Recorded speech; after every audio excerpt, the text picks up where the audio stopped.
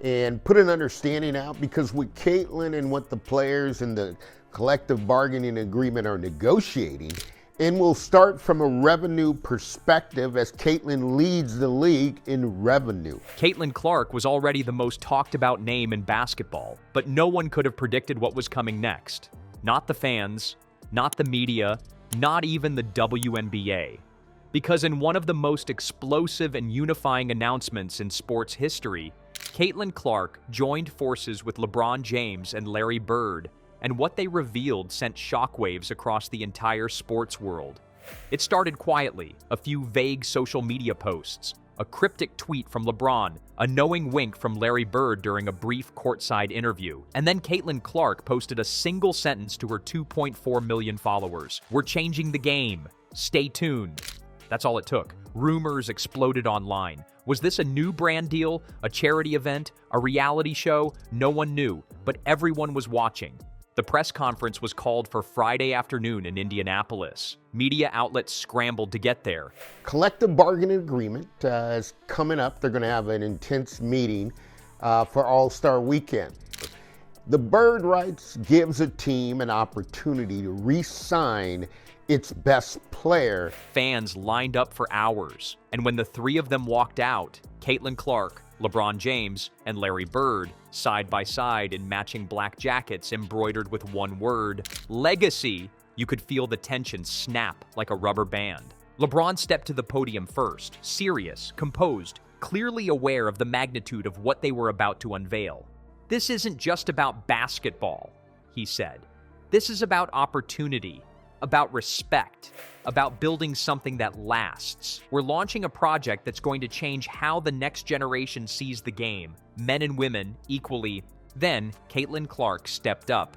She didn't smile. Her voice didn't shake. She spoke with the clarity and confidence of someone who knew exactly what this moment meant. For years, women's basketball has been fighting for visibility, for resources, for investment. Today, we stop waiting. Today, we create. That's when the screen behind them lit up with a logo, the Clark Bird James Initiative. The room erupted, and then Larry Bird, quiet, legendary Larry Bird, stepped forward and dropped the bombshell. "We're building the first ever co-funded training and development pipeline that invests equally in boys and girls basketball from middle school to college, not just scholarships. We're talking facilities, coaches, gear, travel, media exposure, the whole thing, equal dollar for dollar." It was unprecedented. Never in basketball history had three icons, two from the NBA, one from the WNBA, pooled their names, their money, and their reputations to form a legacy-building machine for the sport as a whole. And I wanted to bring this up for Caitlin Clark and the Larry Bird rights rule, but especially for Caitlin because she has such brand marketing deals, probably averaging $30 to $50 million a year. And not just as a feel-good PR move. This was personal for all three of them. For Caitlin, this was about correcting a system that still undervalues women's sports despite record-breaking viewership, merchandise sales, and ticket demand. For LeBron, it was about cementing his off-court legacy as the ultimate builder, not just a scorer. And for Larry Bird, who had been quietly mentoring athletes from Indiana behind the scenes for years, it was about leaving a long-lasting imprint on the very state that raised him. As details poured in, the scope of the project became clearer. They had already secured $150 million in funding, split between private donations, brand sponsorships, and their own contributions. The plan was to launch training centers in 5 cities over the next 2 years: Los Angeles, Indianapolis, Chicago, Atlanta, and New York. And put an understanding out, because with Caitlin and what the players and the collective bargaining agreement are negotiating, and we'll start from a revenue perspective as Caitlin leads the league in revenue. Each facility would be identical. Each would serve both boys and girls, and each would offer world-class training, life skills education, and college prep.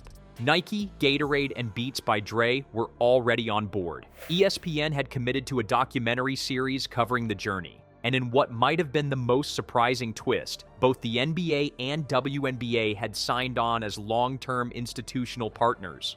The sports world didn't just react, they exploded. Twitter was flooded with praise. "History in the making," one user posted. "This is the Title IX of basketball," said another. Even rivals couldn't stay quiet. Stephen Curry posted 3 fire emojis and the words, "Power move." Sue Bird called it the game changer we've been waiting for. Magic Johnson, never one to hold back, declared, "This is bigger than basketball. This is about equality, and I love it." But not everyone was happy. Certain commentators tried to downplay the announcement. "Let's see if they can actually execute," muttered one Fox Sports analyst. Another called it performative charity. But the backlash only made the trio double down. That night, LeBron and Caitlin went live on Instagram, sharing behind-the-scenes footage from the planning process, calls with architects, meetings with community leaders, and strategy sessions with young athletes. And then Caitlin did something no one expected. She invited young female athletes to submit videos telling their stories. "Tell us why you love the game. Tell us what's held you back. We're going to feature you." Where am I going with this? It wouldn't make sense to have a contract for Caitlin Clark. Folks, I'm wondering if it's the best fit for the top players of the WNBA. We're going to amplify your voice. This isn't just about us, it's about you. Within hours, her DMs were overflowing.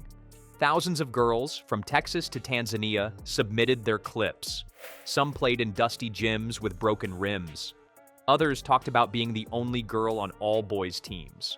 One clip showed a teenager practicing in the rain because her school gym didn't allow girls during the boys' training hours. That clip alone went viral.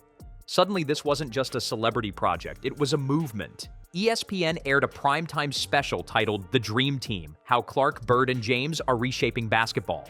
It pulled in 8 million viewers. The demand was so overwhelming that Nike had to fast-track new merchandise tied to the initiative, and everything sold out in 24 hours. Meanwhile, politicians started weighing in. A senator from Indiana proposed renaming a state sports grant program in honor of the initiative. The mayor of Los Angeles called it the single greatest youth sports investment in our city's history. Even the White House released a statement of support. But the most emotional moment came during a follow-up press event in Des Moines, Iowa. That's where Caitlin Clark surprised a 14-year-old fan who had gone viral for training in her driveway with a rusted hoop. Caitlin walked out onto the court, handed the girl a signed jersey, and said, "We're going to fix that driveway." The girl cried, the crowd cried, Caitlin cried, and then she turned to the audience and said, "This is why we're doing it." LeBron later revealed in an interview that he had been thinking about something like this for years, but it wasn't until he met Caitlin at a WNBA media event that the idea clicked into something real. Her hunger, her poise, she reminded me of me at 18, but more focused, more fearless. Larry Bird was even more blunt. "We can't wait for change to come from the top. We have to build it from the ground up."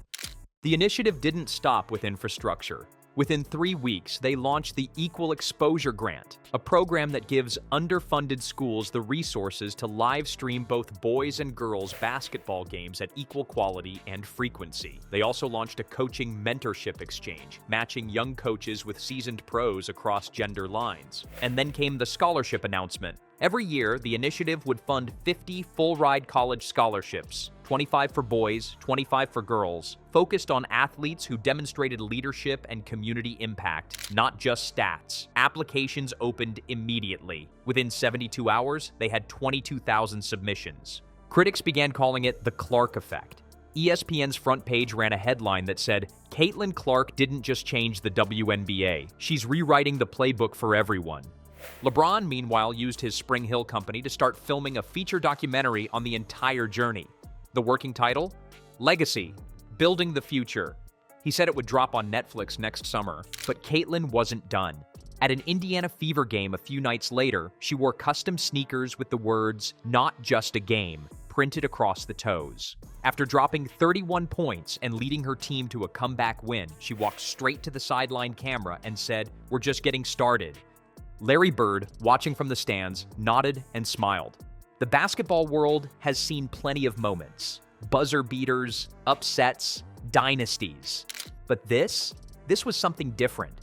This was 3 generations of greatness coming together, not to build a super team, but to build a super legacy.